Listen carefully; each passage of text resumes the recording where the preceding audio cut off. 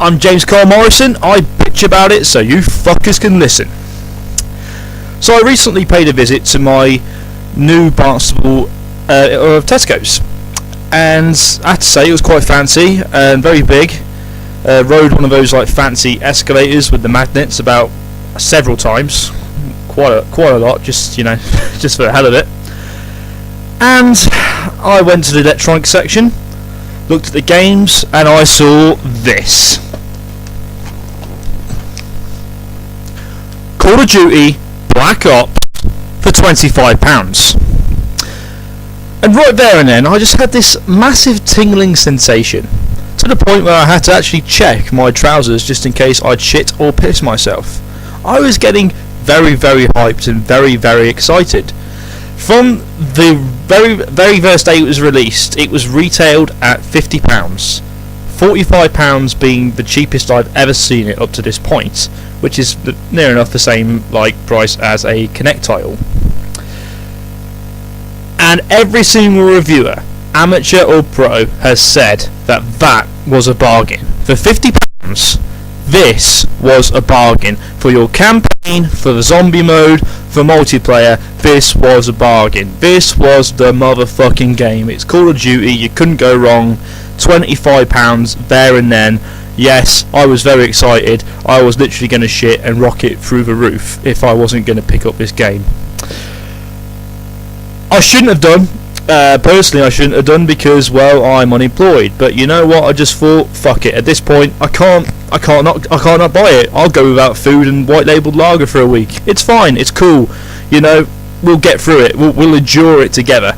I went through the counter and all these thoughts in my head, thinking, man, I've got to get my mates together. We're going to have a whole weekend of Call of Duty. Oh shit, I haven't got Xbox Live yet. Well, you know what? Fuck it. I'll save up some more money. I'll busk on the street. I'll arrange a stall where people can punch me in the face for £2.50. I'll sort it out. This is it. This is the motherfucking shit right here. All my troubles gonna disappear through blood, sweat, gore, and fucking brutal first-person shooter bliss. They were playing my Xbox. Oh dear. Okay, let me just say on the record that this is not a bad game. In fact, it's a very good game. It has all the characteristics of a good game. The visuals are gritty and really suit the plot very well. Excellent graphics. The gameplay is just like any other Call of Duty, which is good, and the music, I think, is probably the most epic part about it. It's almost as good as the RoboCop score, and I think that's one of the best music for any media ever, and that's my humble opinion. And instead of just blowing my balls off, it was more like a flick. I can't describe it. It's almost like I reviewed a movie called Iron Man 2 recently, and I was fucking hyped as shit for that. And even though I could readily admit it was a good movie, I expected more. And it's the exact same for Call of Duty Black Ops. And there are problems with it. I'll openly admit that there are issues with the game, but every game has issues. I mean, for instance, the campaign, they reckoned it was 10 hours. No, it wasn't. I reckon it was more about 6. And they didn't have a introduction. They didn't have a tutorial at the beginning, which I really, really didn't like, even though I had played quite a lot of these games. Yeah, you're just literally thrown in the action, and they told you the controls while people were shooting at you, which I thought, in some respects, I felt it was a bit lazy. Yeah. And yeah, there just were a lot of epic moments during the plot. I didn't really get engaged with the characters, even though, I should have done, really. I mean, it was based in Vietnam. There was a guy called Brooks that, I really should have got behind, but just didn't for some reason. I just can't explain it. I don't know why I didn't like this game, but I just don't. I can't explain it. I'm dumbfounded. And I'm not on my own. I did take this to my friends, and we played it around his house, and there's quite a few of us, quite a bunch of us, and they shit on it. They were a lot harder than I was.